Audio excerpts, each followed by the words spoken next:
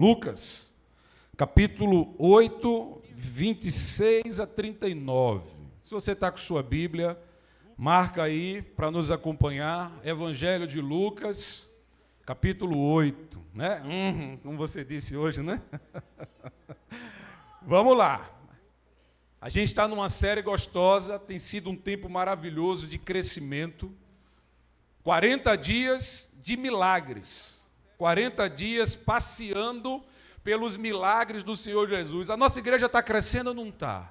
Dos 35 que a Bíblia relata, 14 a gente vai pregar, desde a quarta de cinzas até a Páscoa do Senhor, dentro do nosso lema. E os homens ficaram perplexos e perguntaram: quem é este que até os ventos e o mar lhes obedecem? Lucas capítulo 8, nós vamos ler do verso 26 em diante. Então rumaram para a terra dos Gerasenos ou Gadarenos, fronteira da Galileia. Logo ao desembarcar, veio da cidade ao seu encontro um homem possesso de demônios, que havia muito não se vestia, nem habitava em casa alguma, porém vivia nos sepulcros, ou seja, num cemitério. E quando viu a Jesus, prostrou-se diante dele, exclamando e dizendo em alta voz: que tenho eu contigo, Jesus, Filho do Deus Altíssimo? Rogo-te que não me atormentes. Algumas versões, que não me mande embora. Porque Jesus ordenara ao espírito imundo que saísse do homem, pois muitas vezes se apoderava dele. E embora procurassem conservá-lo preso em cadeias e grilhões, tudo despedaçava e era impelido pelo demônio para o deserto, ou seja, para um lugar solitário, um lugar de solidão, um lugar de abandono. Perguntou-lhe Jesus: qual o teu nome? Respondeu ele: Legião, porque tinha entrado nele muitos demônios. Rogaram-lhe que não os mandassem sair para o abismo. Ora, andava ali pastando no monte uma grande manada de porcos. Rogaram-lhe que lhes permitisse entrar naqueles porcos, e Jesus o permitiu. Todos os demônios, saindo do homem, entraram nos porcos, e a manada precipitou-se de despenhadeira abaixo para dentro do lago e se afogou. Os porqueiros, vendo o que acontecera, fugiram e foram anunciá-lo na cidade e pelos campos. Então, saiu o povo para ver o que se passara, e foram ter com Jesus. De fato, acharam o homem que saíram os demônios, vestido, sentado, essa versão não fala, mas em Marcos nós encontramos, e em perfeito juízo, ou assentado aos pés de Jesus, e ficaram dominados de terror. E algumas pessoas que tinham presenciado os fatos contaram-lhe também como fora salvo o agora ex-endemoniado. Pode colocar o nosso texto base, por favor, Lucas. O nosso banner, por favor. 40 dias de milagres, Jesus e a sobrenatural libertação do endemoniado. Nós estamos vivendo um tempo sobrenatural, um tempo de crescimento, um tempo de mudança, uma época de milagres, onde os nossos olhos estão contemplados, e vale dizer que nenhuma vida é a mesma até ela ter um encontro com o Senhor Jesus. Talvez a sua vida seja uma vida agitada, uma vida de trabalho, filhos, casas, e você diz: eu não tenho tempo para nada. Jesus tinha uma vida agitada, mas ele tinha algo que lhe alegrava: fazer o bem, fazer surdo ouvir, cego ver, coxo andar. Jesus tinha uma vida tão agitada que a Bíblia vai dizer que ele e os seus discípulos não tinham tempo nem para comer. E certo dia eles estavam em Cafarnaum. Eu já estive em Cafarnaum. Cafarnaum é conhecida como o quartel-general de Jesus. Quando você chega naquela cidade nos dias de hoje, é um museu ao céu aberto, tem uma placa bem grande que diz Cafarnaum, o quartel-general do Senhor Jesus, do Lorde Jesus, do Rei Jesus. Ele estava com seus discípulos, sentado, a ensinar, e diz o texto que grandes multidões afluíam para lhe ouvir. Ele tem então um dia agitado, ele estava pregando a palavra, ensinando a palavra, mas no descambar do dia, ou seja, no finalzinho da tarde, ele diz para os seus discípulos: passemos para o outro lado da margem. Jesus entra no barco com os seus discípulos, outros barcos passam a lhe seguir, e Jesus resolve tirar um cochilinho, cansadinho, numa boa. Marcos, que era um pouco gaiato, coloca que Jesus pôs uma espécie de travesseiro, deitou e dormiu ali na popa do barco. Mas diz o texto que mais à frente, quando eles estão navegando, uma grande tempestade se levanta. Os seus discípulos, que eram experientes naquelas águas, que conheciam aquele mar, eles ficam atemorizados, correm a Jesus e dizem: Jesus, ei!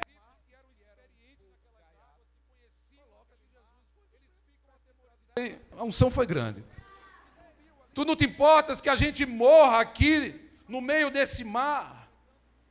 Eu imagino Jesus abrindo os olhos e dizendo assim: ei, calma aí, gente. What? Qual o problema de vocês? Esqueceu que sou eu quem estou no barco? Quando eu estou no barco, o barco não vem a pique. Essa tempestade, ela tem os seus motivos. Ela foi levantada para nos impedir de chegar até lá, mas ela não vai conseguir. Mas o segundo motivo e o principal é para que todas essas pessoas que agora nos seguem, eles voltem para a margem. Eles não podem chegar aonde nós estamos indo. Eles não podem ver o que vocês vão ver, porque a tempestade não era o único empecilho, havia ali uma barreira religiosa. Os homens que seguiam de seus barcos eram judeus. Os discípulos de Jesus eram judeus. Jesus pregava na sinagoga dos judeus, Jesus veio para os judeus, ele era judeu e judeu não pisava no solo da cidade de Gadara. Terra de gentio, de um povo pagão, de um povo pecador, de promiscuidade, de perversão, de um povo idólatra. Ali não era lugar de judeu. Mas o verso 24 vai nos dizer que Jesus, ele repreende o vento, o mar, e eles chegam a Gadara. Agora preste atenção que há um singular aqui. Lucas vai dizer logo ao desembarcar.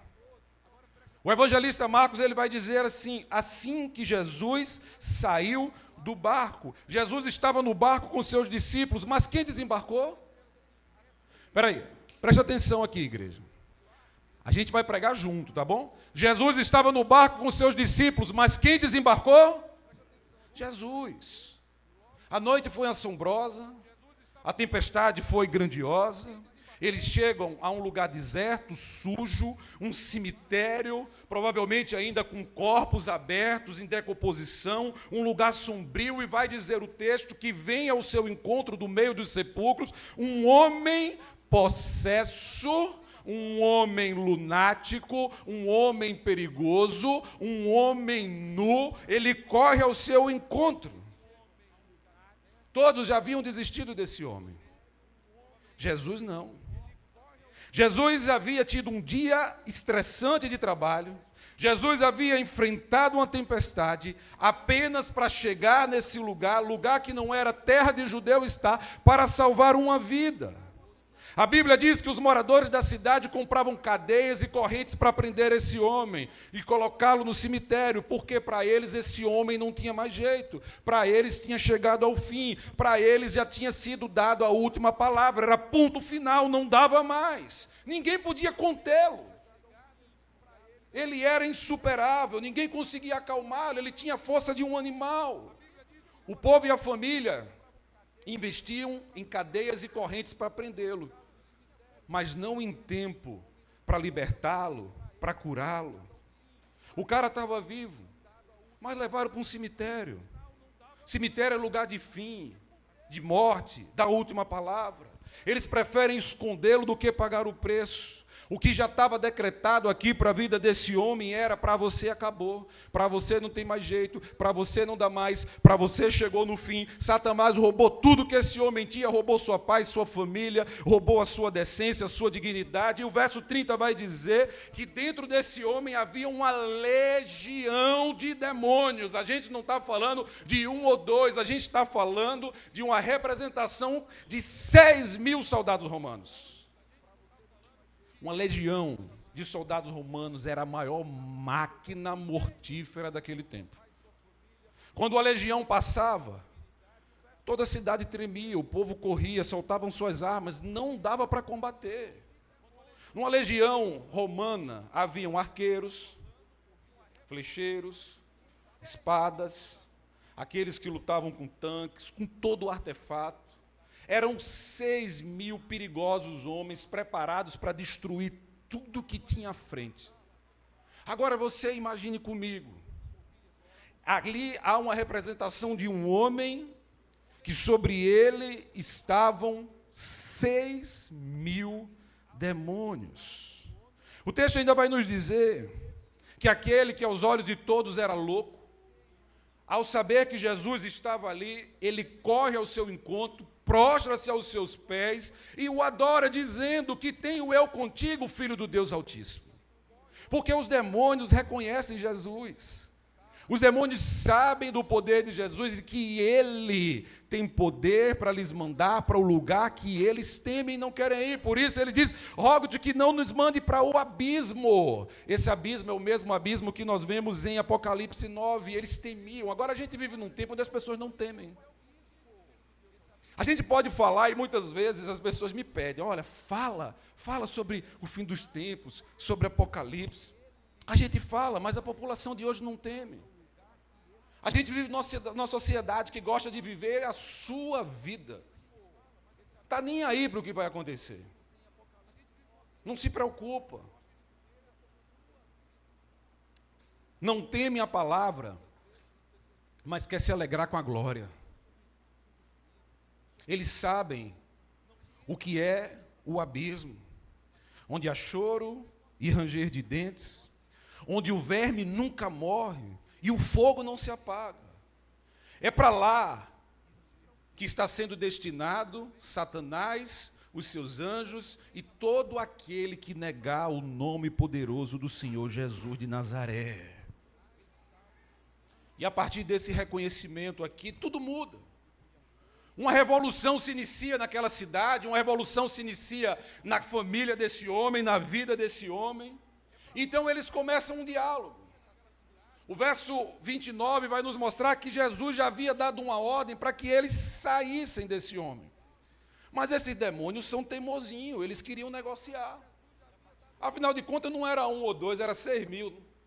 Então eles começam a conversar: olha, não nos manda daqui. Eles começam a pedir concessões. Eles queriam conversar com o Senhor. Então Cristo olha para ele e diz: qual é teu nome? Ele: opa, agora a gente vai se apresentar. Legião. Porque a gente é muito. Porque a gente está dominando esse homem por completo. Esse homem não tinha mais vida. Esse homem não falava mais por si. Nenhuma das suas atitudes eram mais normais ou racionais. Ele era completamente dominado pelo mal. E a gente tem vivido numa sociedade que ainda vive dominada em certos pontos. Presta atenção, o texto vai nos dizer que esse homem andava nu. A gente vive numa sociedade que todos os dias incentiva a nudez. A gente vai ver que esse homem fica solitário. A gente vive numa sociedade hoje que busca viver em solidão, não mais em comunidade. Eles começam a conversar e ele diz: meu nome é Legião. Esse homem é um homem dominado. Ele não tem voz, você não está falando com ele, você está falando com a gente. Mas um dia Jesus passou por ali. E onde Jesus chega, há mudança, restauração, renovação, libertação, liberdade e proclamação da palavra que diz: tudo me é permitido, mas nem tudo me convém.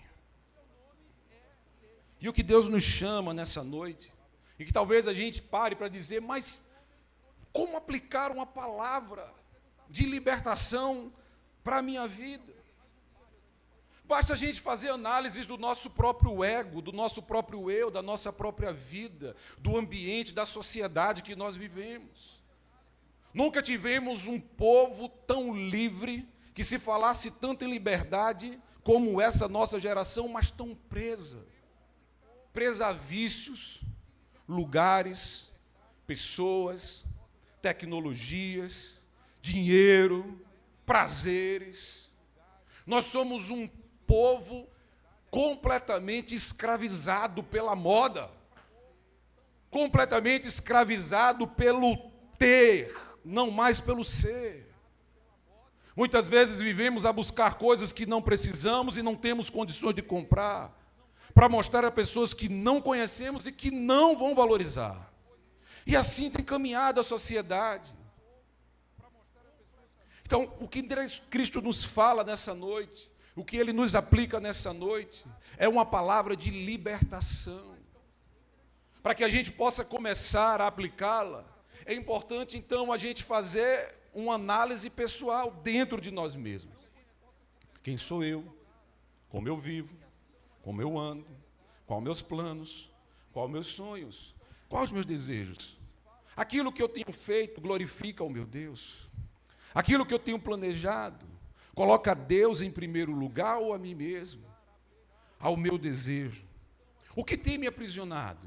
Então, se você deseja viver uma vida livre com Jesus, pega essa visão, decida ir ao encontro dele. O texto no verso 27 vai dizer que Jesus desembarcou e o homem foi ao seu encontro. Eu gosto daquele trocadilho grego que diz, quando Jesus saiu do barco, o homem saiu do sepulcro. Porque onde Jesus põe a planta dos seus pés, ele nos atrai para ir até ele. Não importa onde ou como você está, eu quero dizer para você nessa noite, decida por Jesus. Não importa o teu passado, não importa o que você fez, não importa a tua história, decida estar onde Jesus está, mesmo que algo ou alguém te diga não. Eu me recordo quando eu me converti.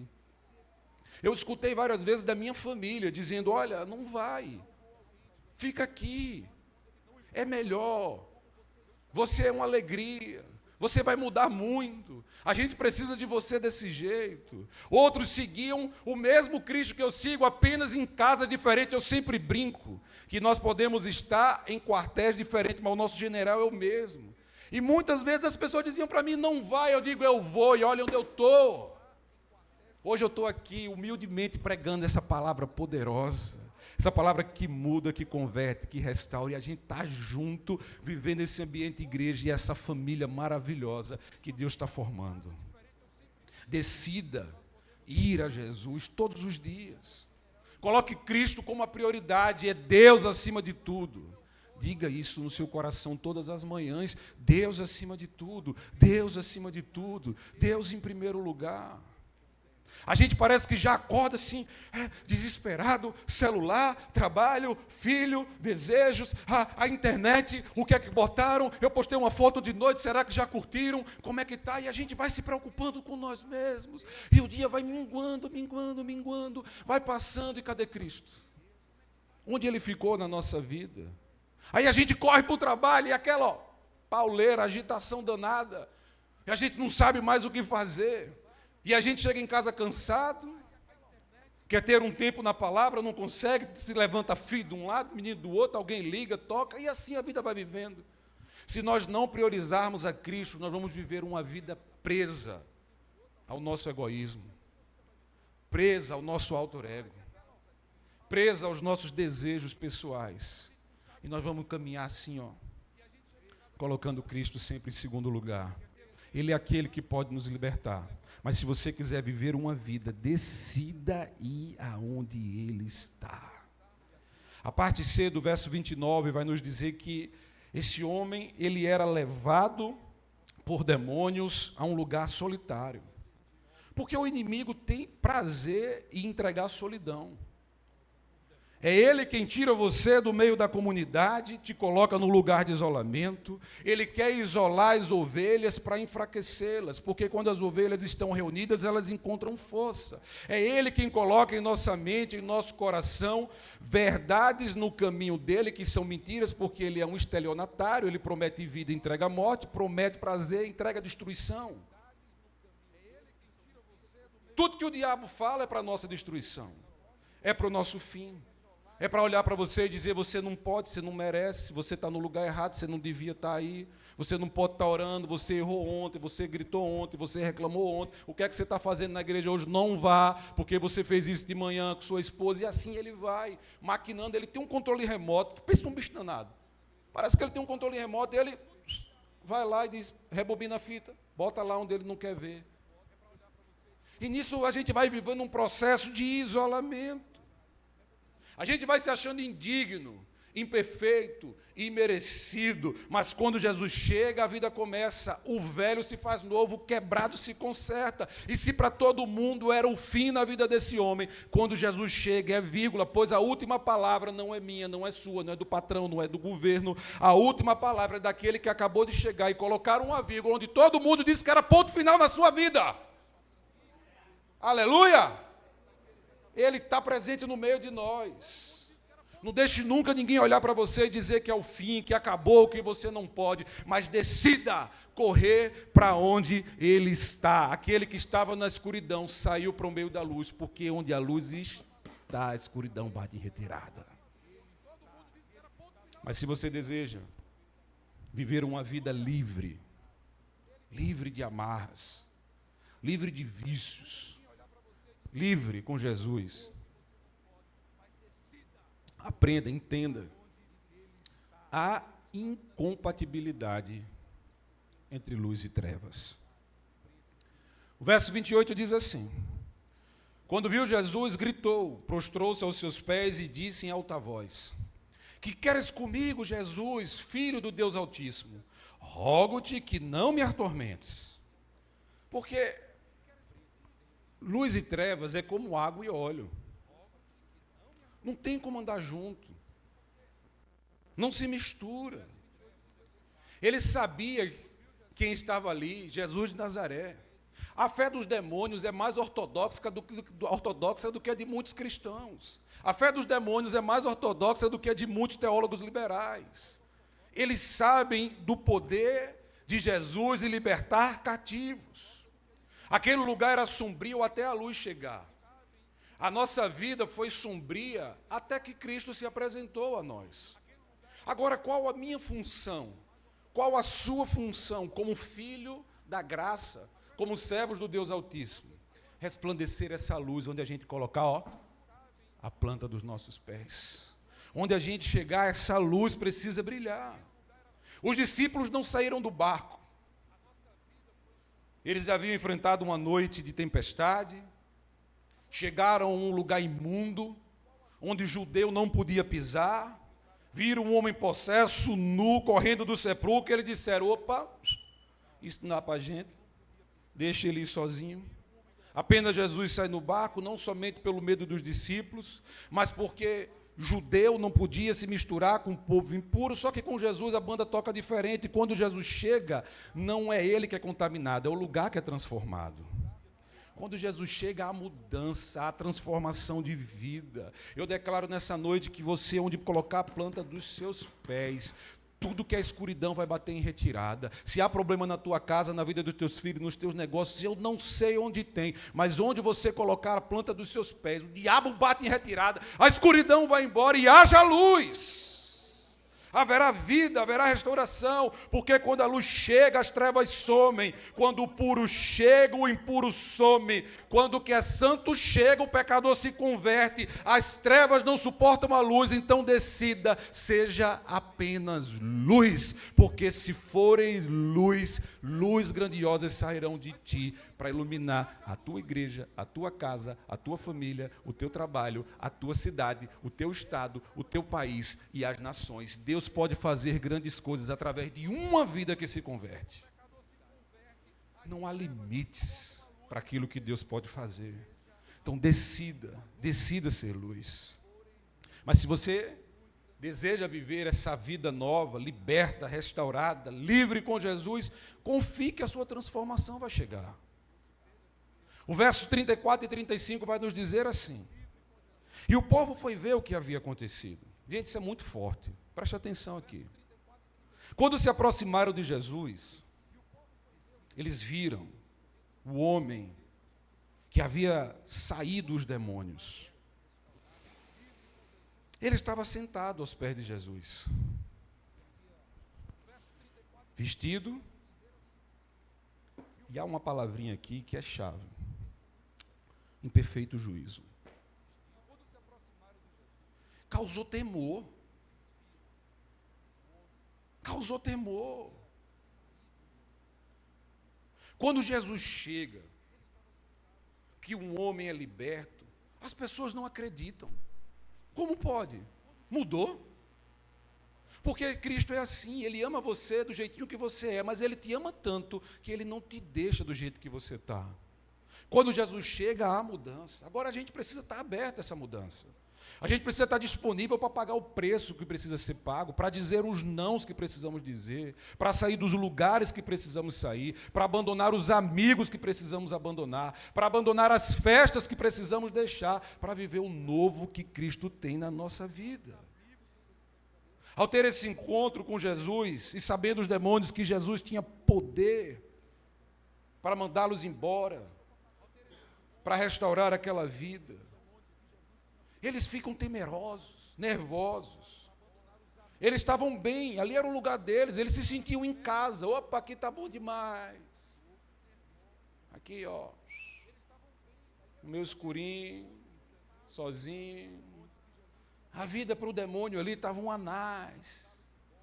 Eles estavam acostumados, era a zona de conforto deles. Mas o texto vai nos dizer que eles se sentiam tão bem, que eles dizem, então, não nos mandem embora. Esse é o lugar que os discípulos não quiseram desembarcar. Será que o lugar que você frequenta é condizente com a oração que você faz? Qual o lugar que nos prende, que não nos deixa sair?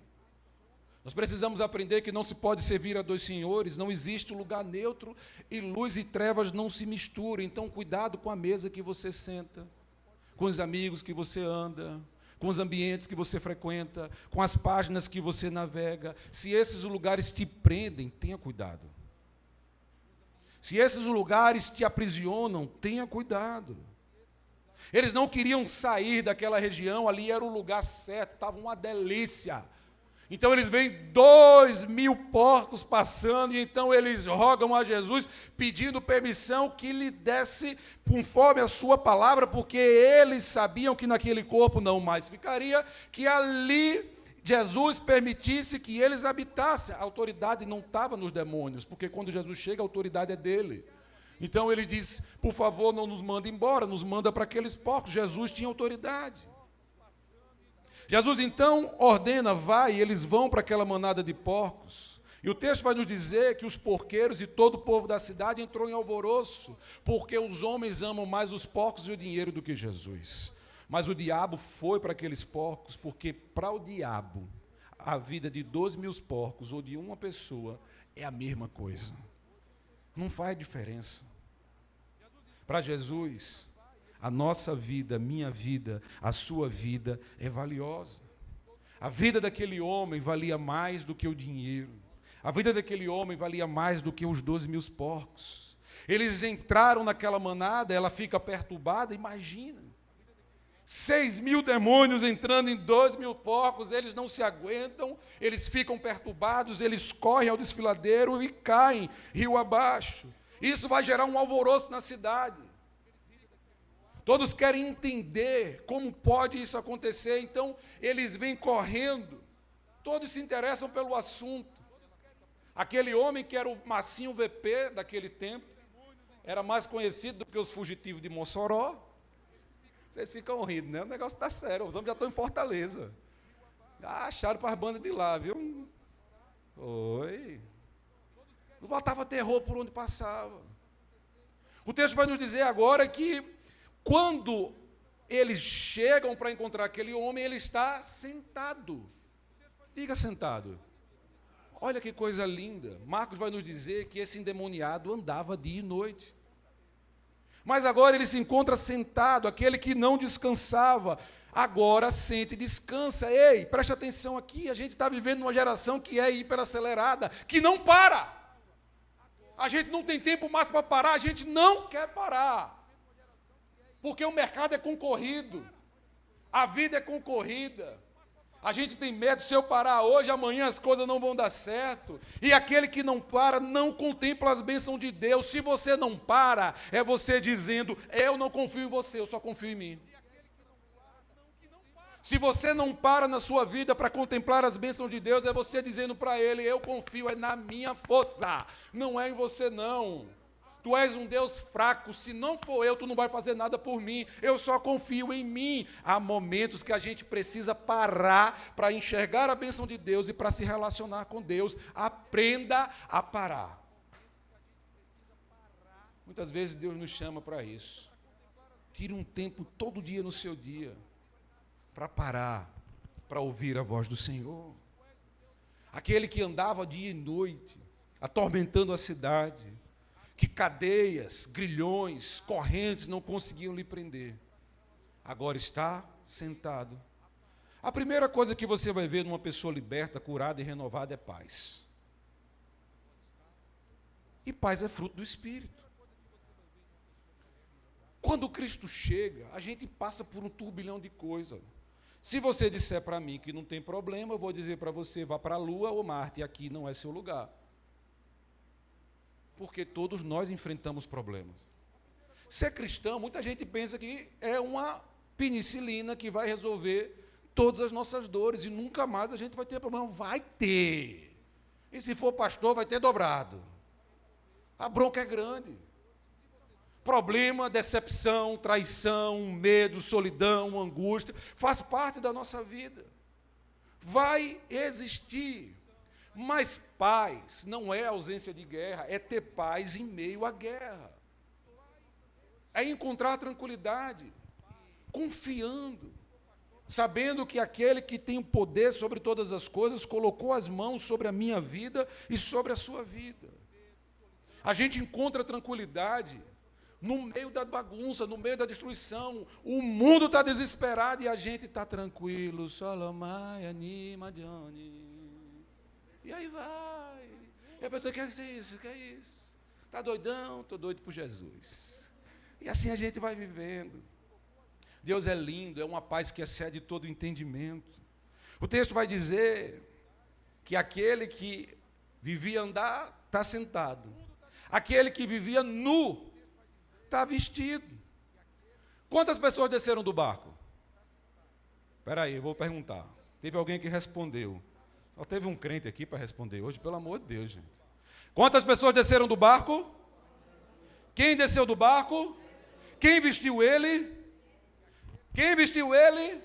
Eu vejo Jesus dizendo aqui, só eu vou conhecer as suas feridas. Quando eles chegarem, ninguém vai ver, pois eu estou te curando, eu estou apagando as tuas transgressões, eu estou te tratando, eu estou te escondendo, porque Jesus não expõe ninguém, quem expõe é o inferno. Não tem medo de confessar os teus pecados e colocar tudo nas mãos do Senhor. Ele não vai te expor. Mas Ele vai apagar as tuas feridas. Ele vai esconder as tuas dores. Ele vai vestir a sua nudez. Todo olho vai ver o que Jesus fez, está fazendo e vai fazer através da sua vida. Quando Ele chega, o lugar não é o mesmo, viu? Sua vida é outra. É gostoso demais isso, gente. Sabe por que eu falo? E eu falo com a maior alegria e prazer do mundo, porque eu vivi isso. Quando a graça chega, ela transborda. É uma alegria que a gente não consegue guardar. A gente passa a se ver, sim, maravilhados com esse novo tempo. É a revolução da graça. Quem olha não entende. A graça é isso. Ela vem confundindo os sábios. A pessoa passa a não entender como isso aconteceu. Como ela deu uma nova chance para esse homem, ele não merecia. como ele deu uma nova chance para esse casal, tanto que essa mulher aprontou com ele, tanto que ele fez com ela, o povo se espanta. Como pode ser aquele que atormentava a cidade, aquele que ninguém conseguia parar, agora está sentado, aquele que andava nu, com indecência, na prostituição, nos vícios da droga, nas bebedeiras, nos bares, nas baladas, nos prostíbulos, agora está aí sentado, mudou repentinamente. Como pode aquele que traía a mulher agora dar palestras sobre casais? Como pode aquele que roubava e matava agora dar palestras sobre vidas, sobre como cuidar de vidas? Aquele que vivia um mundo de prazeres, agora vive para servir. É a graça de Deus. A gente não faz nada, é um favor imerecido. A gente precisa parar de buscar meritocracia, de achar que eu tenho alguma responsabilidade por aquilo que Cristo fez por mim. Não. Foi uma livre ação, foi uma agenda que Ele mesmo preparou desde a eternidade. Ele veio, morreu, ressuscitou e voltará para buscar a sua igreja gloriosa. Nós vamos junto nessa igreja. Nós vamos viver o melhor e o sobrenatural de Deus no céu, mas a gente já começa a viver aqui na terra. É por isso que a gente está pregando sobre milagre, para você possa entender que o milagre pode acontecer na sua vida, na sua casa, porque esse mesmo Deus está agindo hoje aqui no meio de nós. Ele se encontra presente, aqui é o lugar dele. Quando Jesus chega, a transformação começa. E ainda hoje a sociedade vai se espantando. A gente vai viver o despertar agora. Prepara o coração. Prepara o coração. Você vai ver vidas verdadeiramente sendo transformadas. Não tem fórmula mágica, viu? Não vai ter nada do que você está tendo expectativa. Mas vai ter uma pessoa presente que resolve tudo, Jesus de Nazaré. Prepara o coração. Ainda hoje a sociedade fica assim, e vai ficar muito mais com tudo que essa igreja vai fazer. Nasceu de novo? Não acredito. Mudou? Não acredito. Mas se você perseverar, seu testemunho vai ser lindo. Deixa o povo apontar, falar, reclamar, criticar. Confia. Cristo fez, está fazendo e vai fazer muito mais. Se Ele te colocou aqui nessa noite, que Ele quer falar algo ao teu coração. Se Ele te colocou aqui nessa noite, Ele tem algo para transformar, para libertar na tua vida. Sabe o que mais espantou esse povo? Não foi ele estar parado, sentado. Não foi ele estar vestido, foi ele estar em perfeito juízo. Perfeito juízo deve ser a nossa oração, a minha e a sua oração todos os dias. Senhor, me coloca em perfeito juízo, em pensamentos reais, em direção ao céu. Porque a nossa maior batalha não está do lado de fora, não está no outro não, está dentro de nós mesmos. Essa precisa ser a nossa oração. E quando Deus nos pega, nos dá um tempo de calmaria, nos cobre a nossa nudez, nos coloca uma lucidez em nossa mente, e aí vem o testemunho. Esse homem, então, ele pede para seguir Jesus. E a resposta de Jesus é simples: fica aí, prega para o teu povo, vai para a tua casa, porque o nosso primeiro testemunho precisa ser em casa. Nós não temos autoridade para pregar a palavra de Deus se dentro da nossa casa nós não fazemos diferente. Se dentro da nossa casa nós não somos reconhecidos como sacerdotes do lar. Se dentro da nossa casa nós não damos bons testemunhos. A resposta de Jesus é serena. O nosso primeiro campo missionário é o nosso lar. Sua família precisa ser a sua transformação. Você precisa confundir o seu povo. Aqueles que te disseram, não faz, vão dizer, ele fez e deu certo. Não vai, eles vão dizer, ele foi e deu certo. Agora eu vejo quem é o meu filho, agora eu vejo quem é o meu marido, agora eu vejo quem é a minha esposa. Agora a minha casa se alegra com a presença de Jesus. Vai! E deixa Ele fazer. Ele nos chama para vivermos esse tempo de transformação. E o nosso testemunho vai ser lindo. Perfeito juízo. É um retrato vivo. É um monumento da graça. Olhar para a vida desse homem, para essa transformação. Esse é o tipo de texto que a gente não precisa de muita palavra, não precisa de muita introdução, porque ele por si só, ele nos atrai. Como imaginar a vida de um homem tão preso a pecados? Quantas pessoas conhecemos tão presa aos seus pecados, precisando desse encontro que nos senta, nos veste e nos recobra o juízo. Jesus está aqui, viu, gente? É tempo de milagres.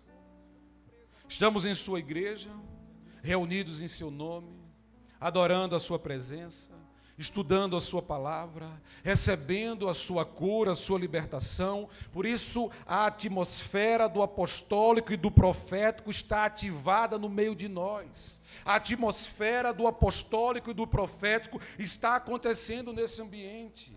Deus está presente no meio de nós, e a minha oração é para que os nossos corações passem a queimar na presença dEle, para que a gente possa nessa noite quebrantar a nossa vida, nos despojar de nós mesmos, renovar a nossa mente, abandonar os nossos vícios, os nossos desejos pessoais da carne, que tantas vezes nos afastam do Senhor.